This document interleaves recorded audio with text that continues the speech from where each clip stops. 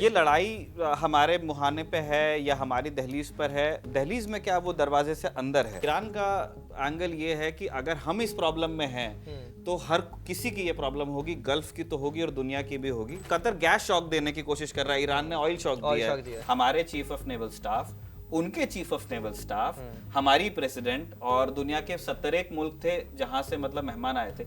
ऐसी जगह आप पूरा मतलब मशीन लेके क्यों ही चलेंगे? हाँ, IRIS सेना को पनाह का ऑफर दिया गया था, ठीक है, of their own will they sailed. जब ये हॉस्टिलिटीज खत्म होगी, आपका मुल्क जो बोलेगा वैसे आप चले जाना यहाँ से। हिंदुस्तान का इससे समझ में आता है कि हम इसको देख रहे हैं कि this is between two parties. एक तरफ ईरान का रेजीम है, दूसरी तरफ वो लोग हैं जो चेंज कराना चाहते हैं। But India has concern about gulf. 67,000 लोगों को अभी तक के हिंदुस्तान किसी न किसी तरीके से, कुछ लोग फ्लाइट से आ गए, कुछ लोग शेड्यूल फ्लाइट से आ गए, कुछ लोग चार्टर से आ गए, कुछ लोग नॉन शेड्यूल फ्लाइट से आ गए। अभी तक के वो that number is 67,000। We have lost 2 Indian mariners, मतलब जो शिपिंग में थे, और एक मिसिंग है। मतलब 2 लोगों की मौत को भी डॉक्टर जयशंकर ने कन्फेस। अगर जंग इस वक्त नहीं होती तो ये बहुत कम चांसेस थे कि जो मुस्तफा खमेनी है वो सुप्रीम लीडर बनते। मसूद पेज़ेश्कियान की तरफ से कहा गया कि हम अपने पड़ोसियों से माफी मांगते हैं, जो गल्फ रीजन से माफी मांगते हैं। अब हम उन पर हमला नहीं करेंगे अनलेस उनकी जमीन से हम पर हमला ना किया जाए। ईरान ने भी 4 ही लेवल की रिडंडेंसी रखी थी कि you will have to kill 4 ayatollahs, तब वो रेजिम, और इसी तरह से 4 प्रेसिडेंट मारने पड़ेंगे, 4 IRGC के मुखिया मारने पड़ेंगे, 4 डिफेंस मिनिस्टर तो उन्होंने वो 4 तो डिस्कस हो चुके थे पहले से। नमस्ते, आज 9 मार्च 2026 है। ईरान की जो इसराइल और अमेरिका के साथ जंग चल रही थी उसका आज 10वां दिन है, और 28 फरवरी 2026 के दिन हमने देखा कि ईरान पर अमेरिका और इसराइल ने मिलकर हमला किया था। उसमें जो उनके सुप्रीम लीडर थे अली खमेनी, उनकी हत्या कर दी गई थी। उसके बाद से लगातार ये सवाल था कि उनका नया सुप्रीम लीडर कब चुना जाएगा, और 9 मार्च को ये खबर आ गई है कि जो उनके बेटे थे मुस्तफा खमेनी, उनको ईरान का अगला लीडर चुन लिया गया है। अब उनको ईरान की जो मीडिया है वो आयतुल्ला मुस्तफा खमेनी लिखने लगी है। उसके लेके भी हम बात करेंगे, उनका इतिहास क्या रहा है, IRGC में उनका क्या प्रभाव है। उसके अलावा कुछ स्टेटमेंट्स अमेरिका की तरफ से आए हैं, कुछ स्टेटमेंट्स ईरान की तरफ से आए हैं।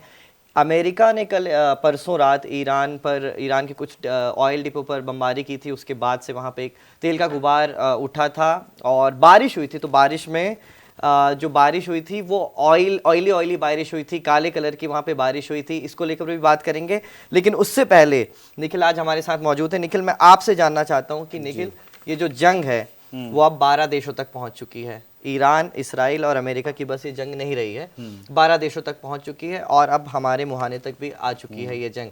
हमने देखा पिछले दिनों की एक ईरानी शिप को वहां पे अमेरिका ने हमला करके डुबा दिया गया। उसको लेकर जो कंट्रोवर्सी चल रही है उस पर क्या ताज़े अपडेट्स हैं? देखिए, वो कंट्रोवर्सी तो जिसको कहते हैं ना कि वो जलेबी हो रहा है उसमें, है ना, वो घोटते जा रहे हैं। हम सोमवार को बात कर रहे हैं, शुक्रवार तक के अपडेट्स तो लोगों ने राजदूत में देखे हैं, हमारे दर्शकों ने, और फौजी में भी हमने कुछ क्वेश्चंस को एड्रेस किया था। तो उसके बाद में मैंने देखा कि पब्लिक बहुत मतलब डिससैटिस्फाइड थी, और मैं बस उनको यही भरोसा दिलाना चाहता हूँ कि देखिए, जो चीज़ें कही जाती हैं हमारे किसी विषय में, वो बहुत अध्ययन के बाद में, और उसको मिनिमम 2 लोग चेक करते हैं, उसके बाद ही आप तक के पहुँचती है। तो इस बात का वो बिल्कुल भरोसा रखें कि जो उनको बताया जा रहा है वो बिल्कुल, अगर वो फैक्ट्स हैं तो वो सही सोर्सेज से आते हैं, और अगर वो एनालिसिस है तो वो ऐसा कभी नहीं होता है कि कोई एक व्यक्ति कुछ कह रहा है। वो हम बहुत अध्ययन करते हैं, उसके बाद में कुछ बोलते हैं, अलग अलग एनालिसिस पढ़ के ही फिर हम अपना। तो ये लड़ाई हमारे मुहाने पे है या हमारी दहलीज पर है। दहलीज में क्या, वो दरवाजे से अंदर है, और वो बिल्कुल देखने वाली चीज़ है। आप देखिए कि घरेलू LPG सिलेंडर जो होता है, जो लोग घरों में सिलेंडर हम यूज़ करते हैं, वो 60 रुपए से महंगा वो हो गया है। जो कमर्शियल LPG है, जो आप चाय नाश्ते होटल में जो इस्तेमाल होता है, वो 115 रुपए उसके दाम बढ़ चुके हैं।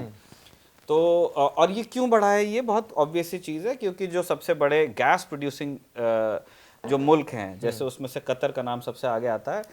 कतर के किसी फैसिलिटीज़ को नुकसान पहुंचा, तो और कतर ने कहा कि इस तरह से अगर काम होगा तो फिर प्रोडक्शन नहीं होगा, है ना। तो वो भी उसमें दोनों चीज़ें हैं। एक कतर को ये उसका हक बनता है ये कि अगर उसकी फैसिलिटीज़ पर ही हमला होने लगेगा जहाँ से वो गैस प्रोडक्शन करते हैं, तो फिर वो जो वहाँ पे टेक्नीशियंस काम कर रहे हैं, जो मजदूर काम कर रहे हैं, बहुत हिंदुस्तानी वहाँ पे काम करते हैं उनके रिस्क पे, तो उन्होंने उनकी सेफ्टी को अगर नहीं इंश्योर हो सकती है तो वो प्रोडक्शन ना करें, ये उनका हक है। और दूसरा, कतर वही कर रहा है जो ईरान भी करने की कोशिश कर रहा है। ईरान का एंगल ये है कि अगर हम इस प्रॉब्लम में हैं तो हर किसी की ये प्रॉब्लम होगी, गल्फ की तो होगी और दुनिया की भी होगी, तो वो हॉर्मूज में जो करने की कोशिश कर रहे हैं, तो कतर ने भी वही, कतर गैस शॉक देने की कोशिश कर रहा है, ईरान ने ऑयल शॉक दिया है। तो कतर का ये है कि अगर ऐसे गेम खेलना है तो फिर मतलब हम गैस नहीं देते आपको। और इससे यूरोप में 50% तो बढ़ ही गया था। पिछले हफ्ते ये खबर आई थी जब एलएनजी का प्रोडक्शन रोका था कतर ने, तो इंडिया में तो डबल हुआ है, डबल हो गया यहाँ पे। इंडिया में तो डबल हुआ है, लेकिन वैसी हेडलाइन अभी तक बनती दिखी नहीं है। हमने क्योंकि उसको अभी तक के कस्टमर्स को पास ऑन नहीं किया है। हम हिंदुस्तान में जो गैस का काम है या पूरे फॉसिल फ्यूल्स में ज्यादातर सरकार खुद काम करती है। प्राइवेट प्लेयर्स भी हैं इंडिया में, मतलब तेल में है, गैस में है, कोल में है, लेकिन इसमें बड़ी बड़ी सरकारी कंपनियां हैं। तो क्या होता है कि हिंदुस्तान में क्योंकि हमारे लिए प्राइसेस बड़े सेंसिटिव होते हैं फॉसिल फ्यूल के, तो सरकार बड़ा दखल रखती है मार्केट में। तो पहली सरकार की कोशिश होती है कि जो सरकारी कंपनियों के पास में अगर कोई कैश रिजर्व है तो वो झेल जाएं, अगर छोटा झटका होगा तो उसको वो झेल ही जाएं और किसी को, मतलब हमारे कस्टमर्स को हम पास ऑन ना करें। लेकिन जब प्रॉब्लम बढ़ेगी, अब जैसे $100 पार क्रूड अगर सस्टेन कर जाता है तो फिर कब तक के वो सब्सिडाइज करेंगे।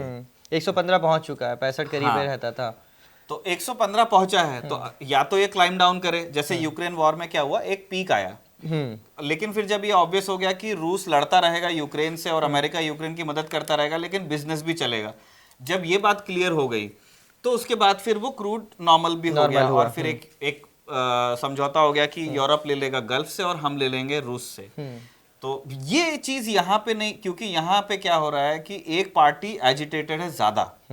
जैसे यूएस वुड ऑलवेज वांट कि ये लड़ाई चले, चाहे मतलब जो भी उनके ऑब्जेक्टिव्स हैं, मतलब वो रिजीम चेंज या जो भी, अब तो रिजीम चेंज मुश्किल लगता है, लेकिन जो अगर वो एक डिग्रेडेशन ऑप्स की तरह आप देखो कि ना अगर ईरान में सत्ता चेंज होती हो तो इतना डिग्रेड कर दें इस्लामिक रिजीम को कि आने वाले किसी दिन पे एक और हमला करेंगे तब ये डिकैपिट, फिर से हम इनको मतलब एक और शॉक देंगे और तब शायद भर भरा के गिर जाएगा, है ना, एक बार में अगर नहीं टूट रहा है तो। और वो चाहते हैं कि बाकी बिजनेस एज यूजुअल रहे। ईरान का है कि no, this is a problem for me and you. तो इसीलिए फिर वो गल्फ को भी अटैक कर रहे हैं। हॉर्मूज में उन्होंने कहा है कि मतलब आप देखिए हिंदुस्तान ने 6 दिन बाद में क्यों वो कंडोलेंस बुक साइन की, या एक्सटर्नल अफेयर जो हिंदुस्तान 2 दिन कुछ बोला ही नहीं आईआरएस डेना वाले इंसिडेंट पे, क्यों डॉक्टर जयशंकर ने आकर के ओआरएफ के प्रोग्राम में जाके बोला, रायसीना डायलॉग में आज उन्होंने पार्लियामेंट में एड्रेस किया कि वो शिप सिंकिंग को लेके हिंदुस्तान का क्या है, वो बड़ी गड्ढमड्ढ बात है। हाँ, वो थोड़ा हम डिटेल से जानना चाहेंगे, वो कह रहे हैं, मैं बताऊंगा उनको कि वो क्या करने की कोशिश, मतलब वो ना कम्युनिकेशन और मिसकम्युनिकेशन के बीच में फंस गई है बात, उसको हम करेंगे। लेकिन ये सारी अब क्यों कहनी पड़ रही है आपको, क्योंकि आपको ये सिग्नल भी, India has picked a side, ये बहुत सारे एनालिस्ट बोल चुके हैं। सरकार अपने मुंह से नहीं बोलना चाहती, लेकिन सरकार की जो भाषा है या सरकार का जो काम करने का एक्शन दिख रहा है, जो सरकार इस बात को लेके ज्यादा सीरियस है कि यस, ईरान के साथ हमारे संबंध थे और ईरान में बहुत सारे शायद हिंदुस्तानी सिटीजन्स कुछ पढ़ने भी गए होंगे वहां, लेकिन 1 करोड़ हिंदुस्तानी गल्फ में रहते हैं। तो और उसके बाद फिर ये है कि गल्फ का बड़ा इन्वेस्टमेंट हम एक्सपेक्ट कर रहे हैं, कुछ गल्फ ने इन्वेस्ट कर भी दिया है। इजराइल के साथ हमारे अच्छे संबंध है और यूएस के साथ ट्रेड डील हुई है अभी और डोनाल्ड ट्रंप का कोई भरोसा नहीं है वो किस बात को कैसे ले लेंगे। तो इसलिए इंडिया हैज पिक, वो बोला नहीं है उन्होंने, बस इंडिया का एक पक्ष है इस लड़ाई में, वो एक तरह से ही कर रहे हैं। उसमें यह है कि वो पीस को एडवोकेट करेंगे, वो ये जरूर कहेंगे कि हॉस्टिलिटीज नहीं होनी चाहिए, दोनों पक्ष बैठ के बात कर लें, लेकिन वो किसी भी चीज को सही या गलत नहीं कहेंगे। अच्छा, अब निखिल, मैं आपसे वो समझना चाहता हूँ जो डॉक्टर जयशंकर ने आज पार्लियामेंट को एड्रेस करते हुए कहा है। उन्होंने कहा है कि हमने 3 शिप्स को इजाज़त दे दी थी कि वो हमें यहाँ डक कर सके भारत के बंदरगाह में, लेकिन इसको लेके अलग अलग रिपोर्ट्स चल रही है। किसी मीडिया में दावा किया जा रहा है कि सिर्फ एक शिप के लिए इजाज़त दी गई थी। तो ये पूरा मामला क्या है? अलग अलग चीज़ें आई हैं अलग अलग जगह पे। अच्छा, ठीक है, मैं आपको ये बता दूं, डेना की सिंकिंग होती है 1 तारीख को, 1 मार्च। ठीक है, तो ये 3 जहाज थे साजिद, है ना। मैं फैक्ट तक पहले लेके चलता हूँ ठीक है। जितने जो अनडिनाबल फैक्ट्स जहाँ पे, और जहां से डिफरेंस आने लगेगा मैं दर्शकों को बता दूंगा ठीक है। कि अब 3 वर्जन की बात हो रही है। फैक्ट क्या है कि इंटरनेशनल फ्लीट रिव्यू हमने होस्ट किया, हमारी प्रेसिडेंट द्रौपदी मुर्मू भी उन्होंने रिव्यू किया पूरी दुनिया के जहाजों को, और परेड भी हुई विशाखापट्टनम में, हम साल में एक बार करते हैं। तो उसके लिए फिर हमारे जितने दोस्ताना संबंध जितने दुनिया में है हम सबको इनवाइट करते हैं। यूएस को भी किया था। हाँ, वो आए नहीं थे, प्रतिनिधि भेजे थे अपने। हाँ, उन्होंने लोग भेजे थे, उन्होंने कहा था कि वेसल शायद हम नहीं भेज पाए। तो ये हो जाता है। हमको भी ऐसी एक्सरसाइजेस में बुलाया गया है कि कभी हमने अटेंड किया और कभी हमने नहीं अटेंड किया। तो इंटरनेशनल फ्लीट रिव्यू में बहुत सारे मुल्कों को इनविटेशन गया, उसमें से 70+ ने रिस्पॉन्ड किया और जहाज भी भेजे अपने। तो और जो जिन कंट्रीज के जहाज हिंदुस्तान आए उनको फ्लीट रिव्यू में शामिल किया गया, और वो फ्लीट रिव्यू हुआ, और उस जहाज के जो क्रू थे, उस जहाज के क्रू ने परेड किया विशाखापट्टनम में, और जिन्होंने इतना इन्वेस्ट किया टाइम कि उनका जहाज आया, उनके ट्रूप्स ने परेड किया। तो बहुत सारे देशों के जो चीफ ऑफ नेवल स्टाफ थे या जो सबसे सीनियर नेवल अधिकारी थे, जो भी डिप्यूट हो सकते थे, वो भी हिंदुस्तान आए। हमारे नेवल ऑफिसर्स के साथ में उनकी मुलाकात हुई, उन्होंने सिंपोजियम में हिस्सा लिया, है ना। एक प्रोग्राम वाइजैग में हुआ, एक प्रोग्राम गोवा में भी हुआ। तो ये सारे तो, और जो इसका मतलब ये है कि जैसे अगर शादी है तो हल्दी से लेकर के रिसेप्शन तक का इनविटेशन बहुत लोगों को दिया गया था। कुछ कंट्री ने कुछ प्रोग्राम अटेंड किए, कुछ कंट्री ने सारे प्रोग्राम अटेंड करने वालों में ईरान भी था। उन्होंने 3 जहाज भेजे, और उनके जो सीनियर मोस्ट नेवल अधिकारी हैं वो भी आए हिंदुस्तान। हमारे जो एडमिरल दिनेश त्रिपाठी हैं, उनसे उनकी मुलाकात हुई, और शिप्स का रिव्यू हुआ। तो ये बात हो रही है सब फरवरी में, और फरवरी में किसी को ये नहीं था, मतलब बात चल रही थी कि हमला होगा, लेकिन शायद ईरान ने भी नहीं सोचा होगा, या इतना किसी ने नहीं सोचा था कि इवन इसराइल और अमेरिका ने भी नहीं सोचा था कि वो हमला कर देंगे, क्योंकि जो ऑपरेशन की डिटेल आई है वो बताया गया कि अचानक से उनको ये अब बात पता चली, इंटेलिजेंस मिला कि खमेनी मीटिंग करने वाले हैं, तो हमला हुआ। उनको भी दे वर आल्सो नॉट श्योर, उनको एक वो लालच था डिकैपिटेटिंग स्ट्राइक का, कि एक बार में सब खत्म हो जाए, तो जो कि फिर नहीं हो पाया। तो इसलिए उन्होंने भी मतलब फ्लीट रिव्यू भेजा। फिर उसके बाद में क्या हुआ, तो जब ये आने वाले थे, तो जहाज जब चलता है तो ये शिप्स बड़े शिप्स हैं, इनके पास में सप्लाई होती है, लेकिन जहाज को कुछ मेंटेनेंस की जरूरत पड़ती है, ईंधन की भी जरूरत पड़ती है। उतना ईंधन की आप फारस की खाड़ी से आप सोचिए कि पूरा इंडिया क्रॉस करना है, और श्रीलंका के भी नीचे से जाना है, और आपको ईस्ट कोस्ट पे जाना है जहां विशाखापट्टनम है, तो लंबा रास्ता है, तो उसके लिए कुछ फ्यूल चाहिए। तो ईरानियों ने पहले ही हमसे कहा था कि हम जहाज भी भेजेंगे, आप इनको हेल्प करना फ्यूल्स और सप्लाई और इन सारी चीजों में। इंडिया ने कहा बिल्कुल, क्योंकि वो तो हम दावत ही दी थी हमने। ये सब फैक्ट्स ये चल रहे हैं। मैं वहां जहां से दिक्कत आएगी मैं बता दूंगा लोगों को। फ्लीट रिव्यू में शामिल हुए, और अब आना है वापस। तो अब वापस आना है, तो वापसी के लिए भी जो फ्यूल वगैरह जो चीजें चाहिए उसके लिए, ये सब हमने पीस में एग्री किया था ईरान को। फिर जब जहाज वापस आ रहे हैं, तो आप समझिए कि 28 तारीख को हमला हो गया है। 1 तारीख की सुबह एक खबर आती है कि यहाँ से आपको घटनाएं पता चलेंगी, और फिर मैं वर्जन दूंगा। ठीक है। 1 तारीख को पता चलता है सुबह कि अमेरिका ने श्रीलंका के कोस्ट के पास, मतलब आप उसको कह लो south west of Sri Lanka, Hindustan से थोड़ा दूर होगा लेकिन बहुत दूर भी नहीं है ना। श्रीलंका कोई बहुत बड़ा देश नहीं है, और हम इंडियन ओशन रीजन की बात कर रहे हैं। उसके पास में एक यूएसएस शार्लेट एक सबमरीन है, न्यूक्लियर अटैक सबमरीन है यूएस की। उसने अटैक किया एक जहाज को, टॉर्पीडो किया, और सेकेंड वर्ल्ड वॉर के बाद में चौथी बार हमने देखा कि एक जहाज डूब गया एक सबमरीन के हमले में। सेकेंड वर्ल्ड वॉर के बाद चौथी बार। इसके पहले 3 बार बस डूबा है इतने साल तक। 80 इयर्स में this was the fourth incident. Okay. और इस सेंचुरी में दूसरी ही बार हुआ। तो it was a very rare incident, क्योंकि एक न्यूक्लियर अटैक और एनी सबमरीन। अच्छा, निखिल ये बताइए कि जो ईरान की जो शिप जा रही थी, क्या वो उसमें वॉरहेड थे या हथियार लदे हुए थे, या फिर उसमें हथियार नहीं? देखिए, ये एक लोगों को बड़ा ये है कि मतलब जो IRIS-10 जो जहाज डूबा, तो क्या उसने यूएस के उस बोट पर हमला किया था या उस चैलेंज को कैसे लिया होगा, उसके पास कितने हथियार, ये तो अब जब वो शिप डूब गया है और बहुत सारा क्रू मार गया, हमको कुछ दिन बाद पता चलेगा जब वो सेलर्स के इंटरव्यू होंगे।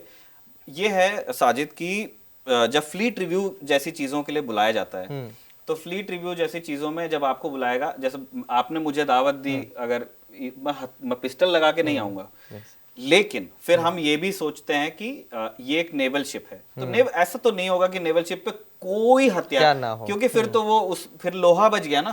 अगर वेपन्स ही नहीं है या कुछ भी एम्यूनिशन अगर आप कैरी नहीं कर रहे हो, तो फिर तो नेवी का कोई उसका पॉइंट नहीं रह गया कुछ। लेकिन वो इस तरह के हथियार, आप देखिए ना, उनको ऐसे प्रोग्राम में बुलाया गया था, हमारे चीफ ऑफ नेवल स्टाफ, उनके चीफ ऑफ नेवल स्टाफ, हमारी प्रेसिडेंट और दुनिया के 71 मुल्क थे जहां से मतलब मेहमान आए थे।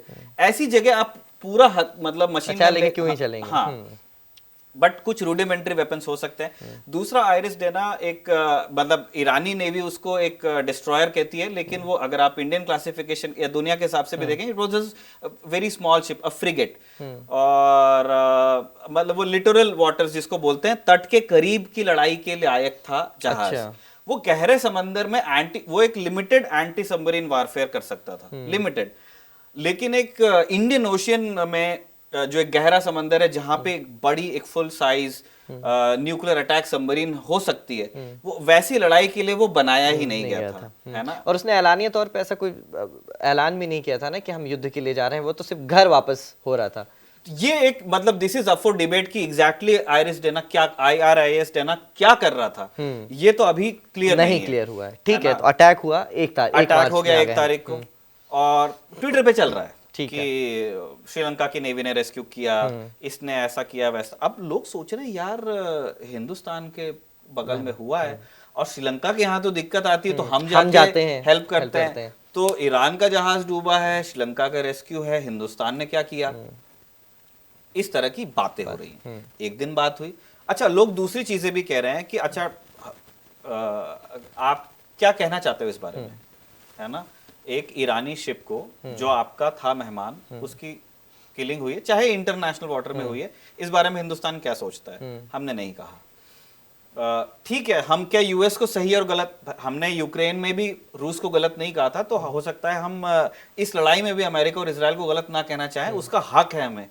इंटरनेशनल लॉ में कोई हम पे कोई फर्ज नहीं है हम पे कि हम किसी को सही या गलत कहें, हम अपना फायदा देखेंगे, उसमें मैं भारत सरकार के साथ हूँ। But can you condole the deaths, क्योंकि वो लोग वो थे जो आखिरी दिन जिन्होंने विशाखापट्टनम में जब उनको घुमाया गया ना, साइट सीइंग कराई गई थोड़ी बहुत, तो वो लड़के, वो यंग लोग होते हैं, कैडेट्स वगैरह भेजे जाते हैं रिव्यूज में, और कुछ सीनियर ऑफिसर भी होते हैं, तो वो सेल्फीज ले रहे हैं, अपने घर वालों के लिए इंडियन ड्रेसेस खरीद रहे हैं। उस माइंडसेट के लोगों को मारा गया है। और तो क्या आप सिर्फ ये कह सकते थे कि एक ऐसा इंसिडेंट हुआ, हमें नहीं पता कि क्यों, किसने मारा और क्यों मार दिया। मतलब मैं सबसे, भारत के पूर्व नौसेना प्रमुख एडमिरल अरुण प्रकाश, जो कि एक वॉर हीरो है 1971 की जंग के, सबसे डेकोरेटेड नेवल ऑफिसर है हिंदुस्तान में जो जिंदा हैं आज, है ना, 80+ उनकी उम्र है। उन्होंने तो ये कहा कि इंडिया को बिल्कुल एक स्टैंड लेना चाहिए था। मैं उनसे भी एक स्टेप नीचे आकर के कह रहा हूं ये बात कि आप स्टैंड भी मत लीजिए, आप बस ये कहते कि ये हुआ था और वी कंडोल द डेथ्स। नहीं हुआ। 2 दिन जब मतलब जग हसाई कि यार ये क्या हो रहा है, सेकंड डे की शाम को, देर शाम को, जब हमारा फौजी रिकॉर्ड भी हो गया था, हाँ। है ना, हमने बाद में लगाया था उसमें, तो उसके बाद आप कह रहे हैं कि IRIS डेना की क्या नाम सिंकिंग हुई है वहां पे, और तब आप बता रहे हो कि हमने 2 दिन बाद ये आप बता रहे हो कि हम तो रेस्क्यू में शरीक थे शुरुआत से। हमने एक जहाज भेजा, एक एयरक्राफ्ट भेजा P-8I, जो सबसे मॉडर्न हमारे पास जो मतलब सर्विलेंस एयरक्राफ्ट है। लेकिन ये सब रेस्क्यू होने के बाद हमने भेजा था? नहीं, रेस्क्यू चल ही रहा था, हम शुरू से शामिल थे। मेरी समस्या ही ये है साजिद कि हिंदुस्तान ने वो सब किया था इस इंसिडेंट में, बस बोला नहीं। हाँ, तो वो और क्यों? मतलब मैं अब फिर से कहता हूं ये बात, मैं नहीं कह रहा हूं कि आप पक्ष लो, ईरान का मत लो और यूएस का भी मत लो। आपने जो अपना फर्ज ही अदा किया था, उस चीज को बोलने में भी डर, और 2 दिन बाद तो वो मुझे नहीं समझ में आया। मतलब मैं इंडियन नेवी को क्वेश्चन नहीं, इंडियन नेवी तो ऑब्वियसली वो गवर्नमेंट जब क्लियर करेगी वो तभी they can put out a tweet और अ स्टेटमेंट। नेवी ने सब किया था जो बनता था। वो जब शिप के ऊपर स्ट्राइक हुआ उन्होंने डिस्ट्रेस मैसेज दिया, नेवी को भी मिला और बाद में श्रीलंका उन लोगों ने भी बताया हमको कि ऐसा ऐसा हुआ है। तो हमारा सबसे मॉडर्न जो सर्वेलेंस एयरक्राफ्ट है नेवी का P-8I हमने वो भेजा था। एक और उसको रखा, स्टैंड बाय भी रखा एक और, कि दूसरा भी भेजना पड़ सकता है। एक जहाज हमारा वहां पे था, मैं उसका अभी नाम भूल रहा हूँ, तरंगिनी शायद, INS तरंगिनी, यस, हमने उसको भेजा जो शाम को 4 बजे पहुंचा। एक हमने कोची से भी रवाना किया एक और जहाज, अच्छा, इक्षक, INS इक्षक। मतलब हमने इतना इंटरेस्ट लिया उस इंसिडेंट में, है ना। मैं कह रहा हूँ ना, हमने फर्स्ट तो पूरा लेकिन जैसे श्रीलंका ने बताया ना, हम नहीं बोल पाए और तब तक के ये सारी बातें हो रही हैं और आपको फिर क्वेश्चन भी किया जा रहा है। अगेन ये फैक्ट्स है इंडियन नेवी का जो इंटरेस्ट था।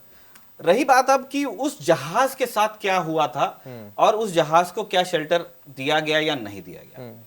पहले खबर आई भारतीय नौसेना के हवाले से कि हम देना के रेस्क्यू में शामिल थे। ठीक है। फिर खबर आई कि एक जहाज है बुशहर, वो भी फ्लीट रिव्यू के लिए आया था। 3 टोटल जहाज आए थे ईरान से। वो रुका हुआ है वहां पे, श्रीलंका में है, मैं पोर्ट का नाम भूल रहा हूँ, है ना। तो वो उन्होंने उधर डॉक किया हुआ है। और एक तीसरा है लवान, जिसको हमने मतलब कोची में डॉक किया हुआ है। तो ये अभी ये भी फैक्ट्स है ना तीनों। अब देना के साथ क्या हुआ, सबसे पहले खबर आई कि सिंकिंग हो गई है। फिर उसके बाद में अगले दिन ये खबर आती है इंडियन एक्सप्रेस में, अमृता नायक दत्ता एक एज पर सोर्सेस मतलब वो एक खबर चलाती हैं कि IRIS देना को पनाह का ऑफर दिया गया था। ठीक है, of their own will they sailed, है ना। तो उसके बाद फिर क्या हुआ कि जितना क्रिटिसिज्म जा रहा था टुवर्ड्स इंडिया साइड, तो लोगों ने कहा कि अरे यार ये तो वो तो अपनी गलती से मर गया, उसमें मैं क्या कर सकता हूँ। पहले तो ये खबर आगे जाके ये भी हुआ, है ना। अगले मैं ट्रिब्यून का मेरे पास सामने लिंक खुला हुआ है। ट्रिब्यून में अजय बैनर्जी हैं, उन्होंने लिखा है IRIS Dena never asked India for shelter. और उन्होंने अब वो कोट कर रहे हैं external affairs external affairs minister doctor Jaishankar को। और ये 8 तारीख की खबर है। और अमृता की खबर की पनाह मांगी थी, ये आई है 7 तारीख को, 7 मार्च की। ठीक है। तो अलग अलग बातें हैं कि मांगी थी नहीं मांगी थी। ORF का एक प्रोग्राम होता है, रायसीना डायलॉग्स, है तो ORF का, लेकिन उसमें MEA भी इंटरेस्ट लेता है और उसमें डॉक्टर जयशंकर भी गए। तो डॉक्टर जयशंकर को पूछा गया कि आप इस सिंकिंग के बारे में क्या सोचते हो। तो उन्होंने कहा कि भाई हम तो ओपन सीज का जो कानून है, उन्होंने कुछ चीजें ऐसी कहीं जो प्रॉब्लमैटिक थी और कुछ चीजें कहीं जो प्रैग्मेटिक थी। उन्होंने कहा कि देखिए मैं भी इंटरनेशनल लॉ में मानता हूँ, लेकिन फिर कुछ रियलिटीज भी हैं। उन्होंने कहा कि हम इंडियन ओशन को हम बैकयार्ड और इंडियन ओशन रीजन बोलते हैं, बट देखिए कि जो दूसरी पावर्स हैं वो तो हमेशा से थी, जैसे डिएगो गार्सिया था या हम्बन टोटा था, या और भी जो मतलब जो इंडियन ओशन रीजन में ही जो विदेशी जो ताकतें हैं उनका जो दखल है। उन्होंने कहा ये तो दशकों से है, सालों से, इसको कौन रोक सकता है। तो उन्होंने कहा कि वो है इंडियन ओशन रीजन, लेकिन आप इस बात को समझिए कि दूसरे लोग भी हैं वहां पे। चलो ठीक है, अगर इस बात को मान, और फिर मतलब जो सरकार के समर्थक थे उन्होंने बहुत इस तरह की बातें लिखना चालू किया कि इंडियन ओशन रीजन या नेट सिक्योरिटी प्रोवाइडर या backyard of Indian navy, these are metaphors, ये जुमले हैं। तो ठीक है, चलो मान लेते हैं ये जुमला भी है। फिर उन्होंने डॉक्टर जयशंकर ने ये कहा आगे इस सिंकिंग वाले इंसिडेंट पे कि एक जहाज ने पनाह मांगी थी।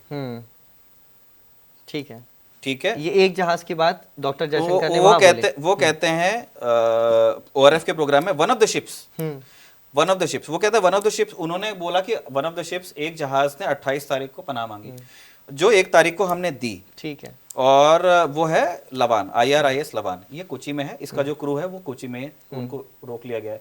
और ऐसे केस में क्या होता है साजिद, जैसे ये शिप है और इसने पनाह मांगी, अब ये एक एक्टिव मतलब वो हैं तो फौजी सब, और किसी एक साइड से आते हैं, तो इसमें जो नेचुरल कस्टम ये है कि इंडिया ये इंश्योर करेगा कि the ship is safe and the crew is safe.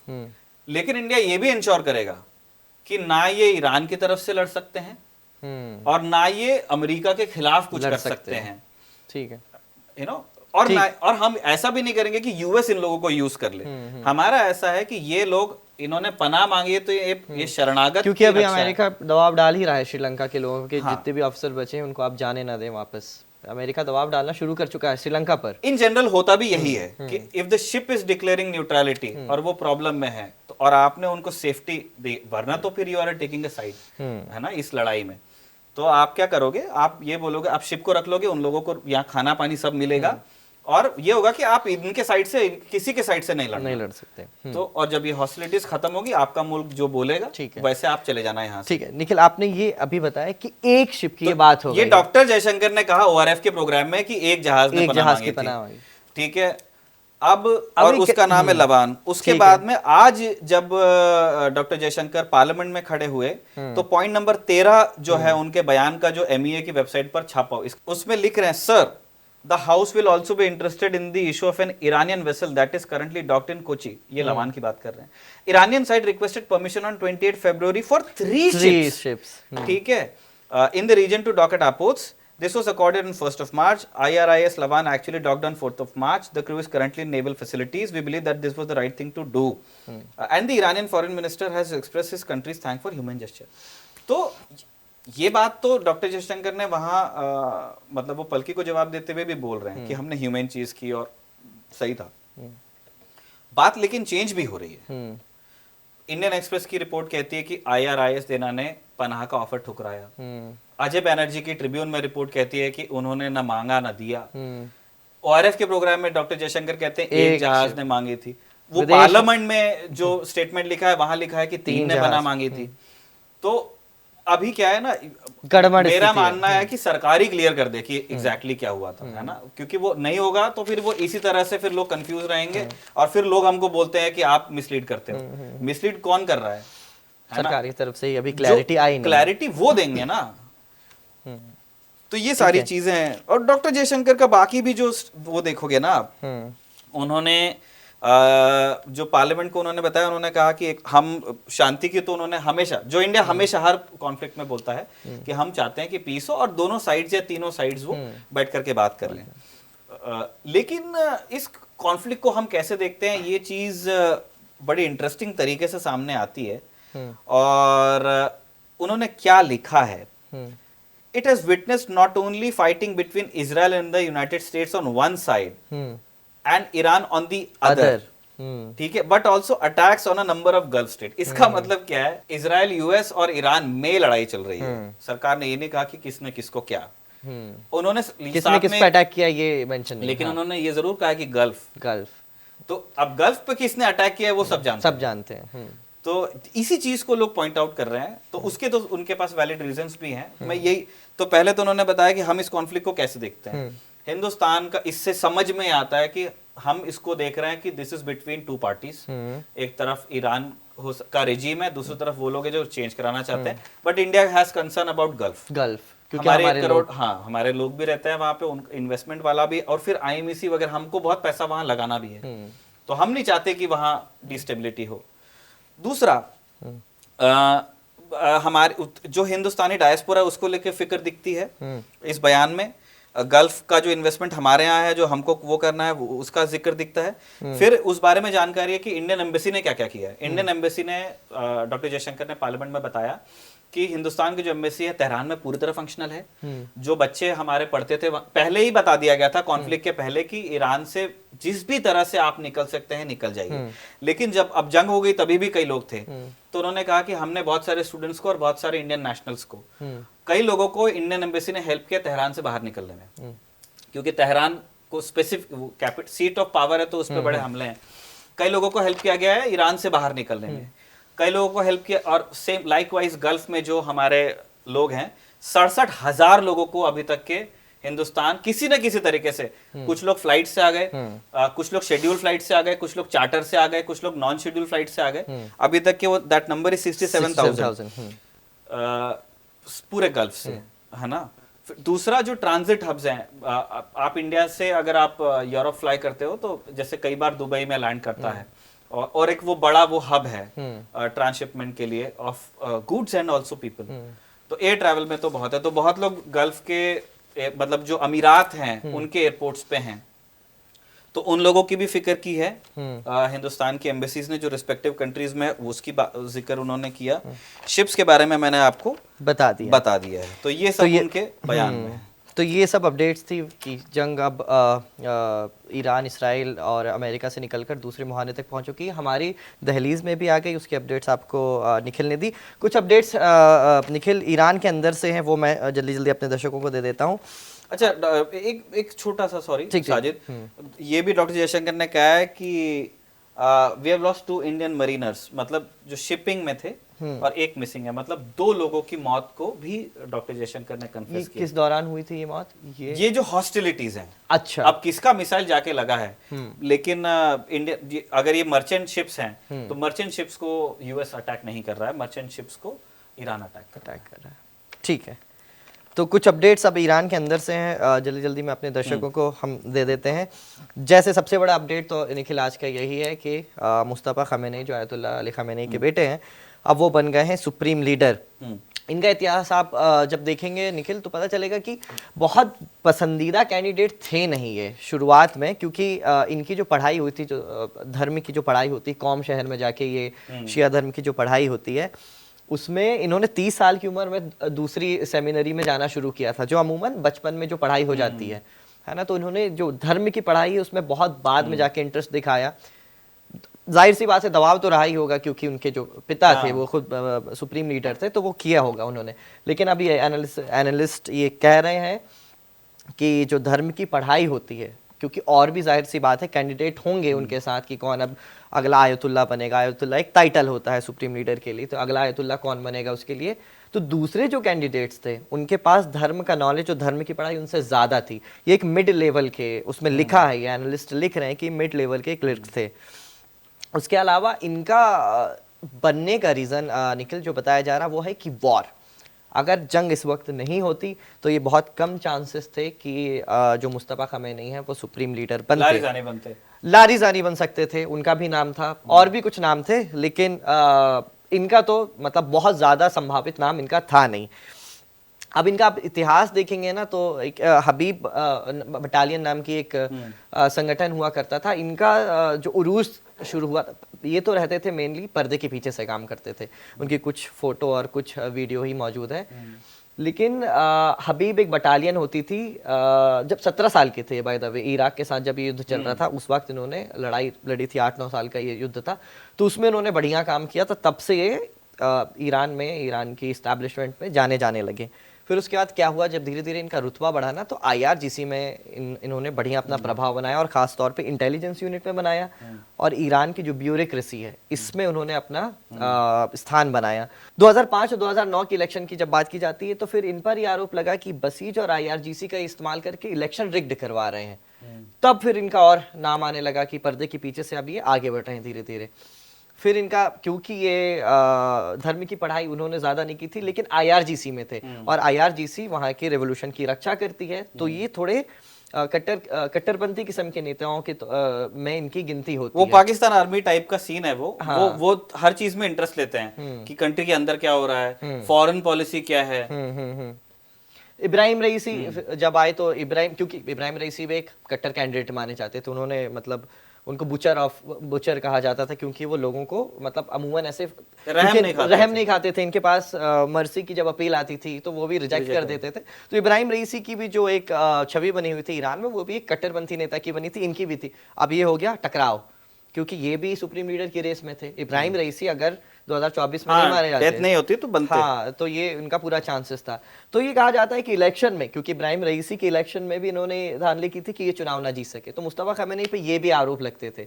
अब ये सब बातें लिख रहा है वेस्ट का मीडिया, क्योंकि बन गए हैं मुस्तफ़ा ख़मेनी सुप्रीम लीडर, तो इस तरह से उनकी कुछ बातें लिखी जा रही है। लेकिन ये कहा जा रहा है कि मुस्तफ़ा ख़मेनी के पास एक्सपीरियंस है ना, अलग अलग इन्होंने सरकारी कोई पद नहीं संभाला है, लेकिन IRGC में चूंकि इनकी इतनी मजबूती है, इसीलिए वो जंग से ये पार करा ले जाएंगे। ये वेस्टर्न मीडिया के अलावा जो एनालिस्ट लिख रहे हैं, वो मैंने आपको ये बात बताई। और दूसरा वो पब्लिक को मोबिलाइज करने के लिए है कि फादर की डेथ हुई है, मदर की डेथ हुई है। लेकिन ये बात हम राजदूत में भी आज डिस्कस करेंगे निखिल, लेकिन ये मतलब वो अलग दिशा में नहीं चली गई बात।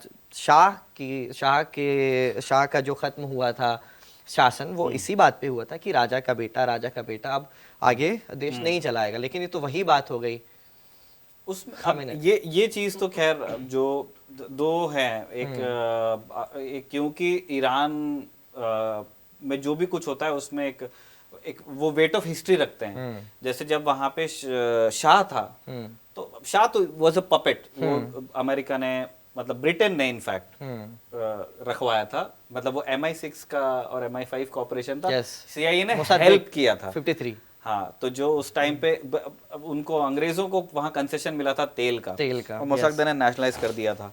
तो BP आज जो कंपनी बनी उन लोगों के इंटरेस्ट के लिए, एक प्राइवेट कंपनी के इंटरेस्ट के लिए नई सरकार बिठाई गई थी। तो अब शाह ने कहा कि नहीं, मैं तो जो पर्सपोलिस में जो फारस के राजा होते थे, मतलब इवन बिफोर इस्लाम, उसने कहा कि मैं तो वहां से आ रहा हूँ, ठीक है, या मतलब जो अनब्रेकन चेन है ऑफ शाहs अभी। लेकिन निखिल ये देखिए ना कि इसका इस्तेमाल तो इसराइल और अमेरिका भी करते हैं, भड़काने में कर सकते हैं ना। वो तो यही बोलेंगे कि देखो बेटे का बेटा फिर बन गया है। सेम चीज ये तो ऐसा भी तो हो सकता है ना कि हो सकता है कि क्योंकि इसराइल ने तो अभी कह दिया है कि हम असैसिनेशन करेंगे, लेकिन इसमें एक थ्योरी, एक एनालिसिस मैं ये भी पढ़ रहा था कि वो हो सकता है कि रुकें, उनको काम करने दें और फिर अंदर से ही रिवॉल्ट पैदा करें, ताकि ईरान की जनता यही है, ये सेंटिमेंट भी हो सकता है। मुस्लिम क्लर्जी जैसे अगर शाह मतलब पर्सपोलिस तक के अपने जाता था, तो ये जो ये आपका जो मुस्लिम क्लर्जी है, जो इस्लामिक रेवोल्यूशन में जो स्टेक होल्डर्स थे, वो भी मतलब इमाम हुसैन तक के चले जाते थे, बातें करते थे, ठीक है। तो आप अगर उस हिसाब से देखो कि आप कौन सी हिस्ट्री को कोट कर रहे हो, है ना, जो शिया हिस्ट्री है या जो इस्लाम का इतिहास है उसके एक बड़े पंथ का, उस हिसाब से अगर आप देखोगे तो गलत गया। इस पर एक मतलब शिया और सुन्नी की थोड़ी डिफरेंट डिबेट हो जाती है निखिल, मैं बता देता हूँ। 4 खलीफा हुए, खिलाफत राशिदा जिसको कहा जाता है, उसको ही खिलाफत मानी जाती है। उसके बाद जो अली थे, हजरत अली थे, उनके बाद खाना जंगी छिड़ गई थी, सिविल वॉर शुरू हो गई थी। उसके बाद मलूकियत, इसे एक टर्म दिया है, जो मौलाना मौदूदी की एक बड़ी फेमस किताब है खिलाफत मलूकियत, बड़ी कंट्रोवर्शियल किताब भी है। तो उसके बाद से इसे मलूकियत का नाम दे दिया गया है। उन्होंने बोला कि खिलाफत खत्म हो गई, जो असली शासन था अब खत्म हो चुका है, खिलाफत वहीं पे खत्म हो गई है। उसके बाद जो पैदा हुआ उसको बिगाड़ के तौर पे देखा जाता है, हेरिडिटरी जहां हो गया। हाँ, फिर उसके बाद ये आखिरी खिलाफत खत्म हुई। इसीलिए भी जो फर्स्ट वर्ल्ड वॉर के बाद सल्तनत उस्मानिया को खत्म किया गया ना, तो एक बहुत बड़ा उलमाओं का एक गुट ये भी था जो विरोध कर रहा था उसका, कि ये खिलाफत थोड़ी ना है, खिलाफत तो वहां खत्म हो गई। हाँ, क्योंकि इंडियन मुस्लिम की तरफ से एक मूवमेंट उठा था। खैर, तो उस सब नहीं थे, मतलब उस टाइम पे जीना वॉज इंडियन, है ना, तो पाकिस्तान बना नहीं था, तो जीना ने कहा कि ये बेवकूफी मत करो। क्या, खैर वो अलग डिबेट में चल जाएगी। तो ईरान पे वापस आते हैं। हाँ, तो मैं कह रहा हूँ कि अगर आप उस ट्रेडिशन के हिसाब से देखेंगे तो फिर ये एक खराब पिक कोई बाहर वाला कह सकता है। अब ये वहां पे जो लोग हैं, मतलब जिस कमेटी में बैठ करके फैसले हुए हैं, एक्चुअल रीजंस तो उन लोगों के दिमाग के अंदर हैं। अब by the way Ali Khamenei भी ये नहीं चाह रहे थे कि उनका बेटे हैं मुस्तफा खमेनी वो बने। आज ही BBC ने ये चलाया है कि जो इनका कमेटी ऑफ एक्सपर्ट्स होता है ना, जो ये चुनाव करते हैं, उनके एक सदस्य ने 2 साल पहले अली खमेनी से बात की थी कि इनका नाम भी हम डिस्कस कर सकते हैं आगे, है ना। तो अली खमेनी बोला मेरी इच्छा है ही नहीं, मैं बिल्कुल नहीं चाहता कि मुस्तफा बने, लेकिन अब चूंकि वॉर है, क्योंकि तो वो ना पूरा वो आइडिया ही अगर होगा क्या, देखिए आपको ये बात समझनी चाहिए, हम बार बार कह रहे हैं कि रिजिम चेंज मुश्किल है, या जो इस्लामिक रेवोल्यूशन है इट हैज लॉन्जेविटी, वो तुरंत नहीं जाएगी, बॉम्ब करने से आप रिजिम चेंज, हमने ये सारी चीजें कही, बट आपको ये समझना पड़ेगा उसमें कि ईरान में बहुत करोड़ों में उनका नंबर है जो इस इस्लामिक क्रांति से अग्री नहीं करते हैं। यस, क्योंकि उनको, और यही एनालिस्ट ने ये बात बोली थी जब भी 1 महीने पहले महंगाई को लेकर प्रदर्शन उठ रहे थे, तभी कह दिया गया, बड़ी आसानी से बात कह दी जाती है कि आप इसराइल और अमेरिका ने आपको फंड किया। ऐसा नहीं है। वहां की जो व्यापारी वर्ग है उसने ये अपराइजिंग शुरू की थी, और ये बात भी सत्य है, ये बात भी तथ्य है, वो बाजार से आंदोलन खड़ा हुआ पूरा डॉलर प्राइसेस पे। तो बहुत लोग ना अग्री नहीं करते हैं इस्लामिक रिजिम जिस तरह वहां पे काम करता है उससे, बट ये है कि अब जैसे ये बहुत सारे देशों में हो पा रहा है कि लोग एग्री नहीं करते लेकिन बोल नहीं पाते हैं, तो ये वो ईरान की स्थिति भी है वैसी। और लेकिन वॉर के बाद से थोड़ा मिजाज बदला है वहां का, क्योंकि बाहर से हमला हुआ है। देखो yes. हम पे अगर कोई बाहर देखे, हिंदुस्तान एक डेमोक्रेसी है, आप कुछ और सोचते हैं, मैं कुछ और सोचता हूँ, और 3-4 लोग कुछ और सोचते होंगे, हम इसी देश में रहते हैं, हम सब बात करते हैं आपस में, ये एक मैच्योर डेमोक्रेसी का लक्षण होता है। ईरान में नहीं है ना। ईरान में there is an official truth, अगर आप उसमें हो तो चलेगा, नहीं तो नहीं चलेगा। अब आप देखिए ना कि IRGC के या अलग अलग जितने भी इदारे हैं, वहाँ के स्टेट्समेंट्स हैं, उसमें कुछ आपको अलग अलग दिशाओं में जाते नहीं दिखेगा। अब इससे पहले देखिए कि चेन ऑफ कमांड था ही नहीं किसी के पास। अली खamenei के जाने के बाद, उनकी हत्या के बाद, मसूद पेजेश्कियान और 3 सुप्रीम कोर्ट के एक लीडर और वो एक जो मुस्लिम धर्मगुरु थे, उनको मिला के ये देश चल रहा था। ठीक है, 3 लोग चला रहे थे। अब IRGC की तरफ से, जैसे फॉर एन एग्जांपल मैं उदाहरण दे देता हूँ निखिल आपको, मसूद पेजेश्कियान की तरफ से कहा गया कि हम अपने पड़ोसियों से माफी मांगते हैं, जो गल्फ रीजन से माफी मांगते हैं, अब हम उन पर हमला नहीं करेंगे अनलेस उनकी जमीन से हम पर हमला ना किया जाए। फौरन IRGC का एक बयान आता है, कहते हैं कि ठीक है, हम अपने प्रेसिडेंट का बयान मानते हैं, लेकिन अगर हम पर हमला होगा और हम पर किसी भी तरीका से एग्रेशन होगा तो हम अपनी पावर से ज्यादा उन पर अटैक करेंगे, बहुत भयानक अटैक करेंगे। तो ये अलग अलग दिशाओं में, अलग अलग दिशा नहीं है साजिद। हमको ये समझना है कि जैसे जो ईरानी प्रेसिडेंट ने जो कहा है वो अग्री करता है with what Iran is facing. ठीक है, ईरान के साथ में क्या, ईरान के दो बड़े दुश्मन हैं, जो यूएस, अमेरिका और इसराइल, जिन्होंने अटैक किया है। फिर ईरान ने बोला भी कि जब गल्फ से हमला हो रहा है तो फिर गल्फ से हमला हो रहा है। ठीक है। अब ईरान क्या देख रहा है कि जो भी ईरान करने जाएगा ना, वो लोगों को एंटागोनाइज ही करेगा, चाहे वो होर्मुज में उनकी कार्रवाई हो, टैंकर्स को हिट करते नहीं करते, लेकिन उन्होंने क्या, होर्मुज से शिप्स नहीं चल रहे हैं, या तो ईरान से लिंक शिप्स चल रहे हैं होर्मुज से, या तो चाइना से लिंक चल रहे हैं, है ना। क्यों? क्योंकि जो लंदन में जो इंश्योरेंस कंपनीज हैं, वो जो जाना चाहता भी है वो उसका कि भाई तू जा अपने रिस्क पे, हम नहीं देंगे इसके पैसे अगर डूब जाएगा तो इस वजह से क्या हो रहा है कि 2 बड़े देशों, 2 ताकतवर मुल्कों के साथ लड़ाई है। इमीडिएट नेबरहुड की जमीन का इस्तेमाल हुआ, इसलिए आप उनके दुश्मन, आप जो एनर्जी शॉक देना चाहते हो उस वजह से दुनिया दुश्मन। तो ईरान के फिर दोस्त बचेंगे कहाँ? क्योंकि ईरान ने ये देख लिया कि उमा खड़ी नहीं हुई, है ना। किसी ने नहीं कहा, इराक के शियाओं ने नहीं कहा, मैं पहले शिया गिन लेता हूँ फिर मैं सुन्नी भी बताता हूँ। अजरबैजान के शियाओं ने नहीं कहा, सीरिया के शियाओं ने नहीं कहा, है ना। लेबनान के शिया ने सबसे मुखरता से किसने कहा? लेबनान में भी क्यों बोला शियाज ने, या लेबनान में हिजबुल्लाह की वजह से बोला। सबसे मुक्त कंठ से अगर कहीं से आवाज आई है, वो सुन्नी मुसलमान जहां बसते हैं, पाकिस्तान, हिंदुस्तान, ठीक है, लखनऊ कश्मीर यहाँ पे, या कराची में जो हुआ, तो हमारे यहाँ जो गॉड फियरिंग मतलब मुस्लिम्स हैं, चाहे, और वो उसमें शिया अकेले नहीं थे। इंडिया इज प्रीडोमिनेंटली सुन्नी, अगर आप मुस्लिम पॉपुलेशन के हिसाब से देखोगे तो शिया तो कुछ हैं। yes. तो सबसे ज्यादा इन्होंने बोला। तो जो जहां पे मतलब गॉड फियरिंग क्या नाम आप कह लेंगे पॉपुलेशन है, वहां से उठा, बाकी किसी ने नहीं कहा। तो अगर तो इसीलिए पेजेश्कियान जो कर रहे हैं उसको समझिए आप कि अगर वो हर किसी को एंटेगोनाइज ही करेंगे, इसलिए उन्होंने कहा कि हम इस बात को डायल डाउन करने को, देखिए यूएस और इजराइल को कहते हैं सेटन, तो शैतान से तो बात नहीं हो सकती। ये पीपल ऑफ गॉड है ना, ये खुद के दिमाग में, है ना, क्योंकि वो चला रहे हैं एक थियोक्रेसी, तो शैतान से बात नहीं होगी।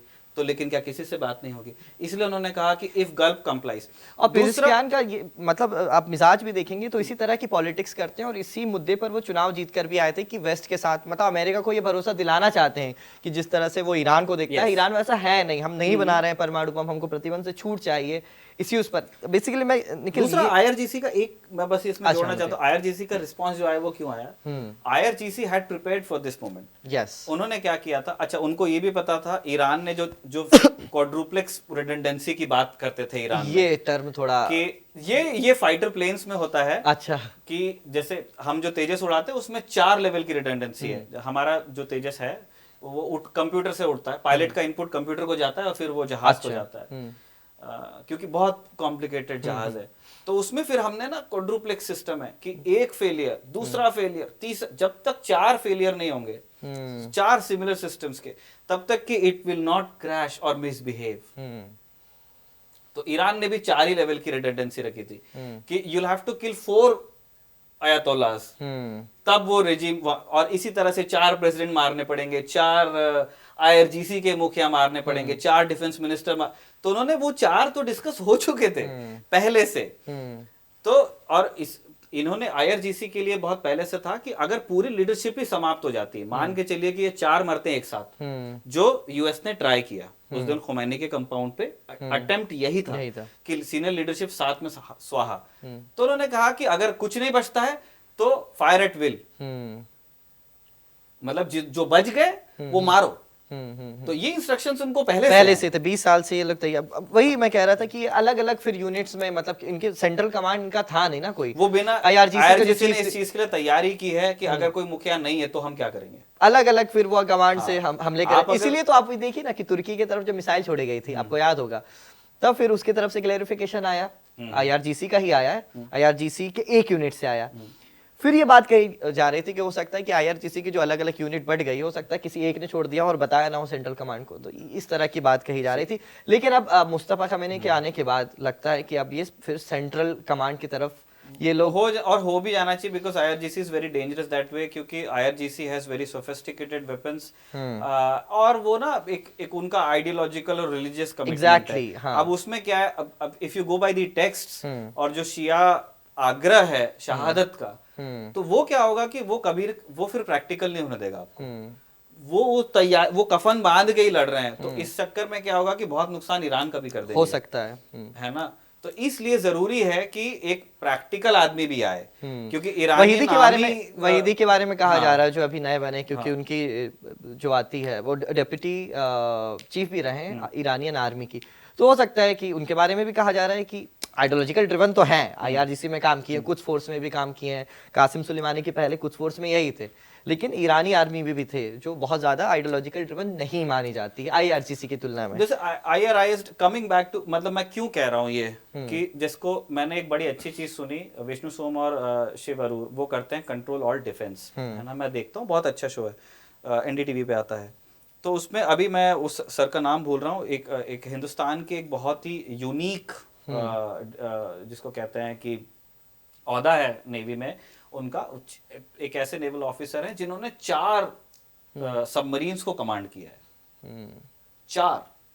तो उनका बड़ा अनुभव था, तो उनको पूछा गया कि आपको ये सिंकिंग के बारे में आपके, तो उन्होंने बहुत अच्छी अच्छी बातें उन्होंने की। उन्होंने कहा कि देखिए मैं अपनी बात रखूंगा, लेकिन I will not romanticise killing, है ना, और बहुत पेशेवर तरीके से उन्होंने बात कही। तो उन्होंने ये चीज कही कि यहाँ discretion is better part of velar. उन्होंने कहा कि अगर मैं कप्तान होता आईआरआईएस सेना का, तो मैं कहीं पनाह मांग के रुक जाता, जो बुशहर ने किया, जो लबान ने किया, तब तो नहीं पता था हमें, लेकिन वो ऑफिसर वो बहुत ही प्रोफेशनल, उन्होंने कहा कि इन दिस सिचुएशन, जब आपको पता है कि आप एक लड़ाई शुरू हो चुकी है और आपका एडवर्सरी यूएस एक नेवल पावर है और वो पूरी दुनिया में दे डोमिनेट द सीज, जिसका हमने उदाहरण भी देख लिया अब। तो उन्होंने कहा कि उनको कहीं रुकना चाहिए था। ठीक है, तो यही चीज है, यही चीज मैं आईआरजीसी के बारे में भी कह रहा हूँ कि कभी कभी, नॉट टू से कि जिन लोगों की जान गई है, मैं उनको ब्लेम नहीं करना चाहता हूँ, बट इस तरह से भी कई बार देखना पड़ता है। ब्रेवरी का मतलब हमेशा ही इनिशिएटिव नहीं होता है, कई बार आपको you have to retreat tactically. तो ये अभी तक के अपडेट्स थे, हमने आपको बताने की कोशिश की कि कौन कौन से नए डेवलपमेंट्स हैं। शाम का राजदूत आपको देखना है, और जो पिछले दिनों कंफ्यूजन हुआ सैटरडे को संडे को, और जो आपके हमारे से सवाल थे खबरगांव से कि हमने जो कहा वो क्यों कहा, हमको लगता है कि हमने उसका जवाब देने की कोशिश की होगी, जैसा मैंने पहले भी कहा और अभी भी उसको दोहराता हूँ। जो भी बात आपके सामने रखी जाती है बहुत जिम्मेदारी के साथ रखी जाती है। 2 पेयर ऑफ आइज का सिद्धांत उसमें बिल्कुल लगता है, एक से ज़्यादा लोग उसको चेक करते हैं, एक से ज़्यादा सोर्सेस पर होती है, तभी आपको बताया जाता है।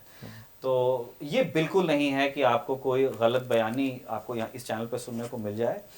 ये ज़रूर हो सकता है कि कभी काम करते हुए जो काम करता है उस व्यक्ति से गलती भी हो जाती है। जब वो गलतियाँ होती हैं हम उनको स्वीकारते हैं, और भविष्य में भी यदि हमसे कोई गलती होती है हम बिल्कुल उसको जैसे अभी बात कर रहे हैं वैसे स्वीकार करेंगे। लेकिन मैं आपको भरोसा दिला दूं कि तमाम जो प्रेजेंटेशंस हुए हैं आईआरआईएस देना की सिंकिंग को लेकर, उसमें से कहीं पे भी कोई फैक्चुअली इनकरेक्ट इन्फॉर्मेशन आपको नहीं दी गई है, कोई इस तरह का एनालिसिस आपसे शेयर नहीं किया गया है जिसका कोई आधार नहीं था। Thank you so much. Thank you.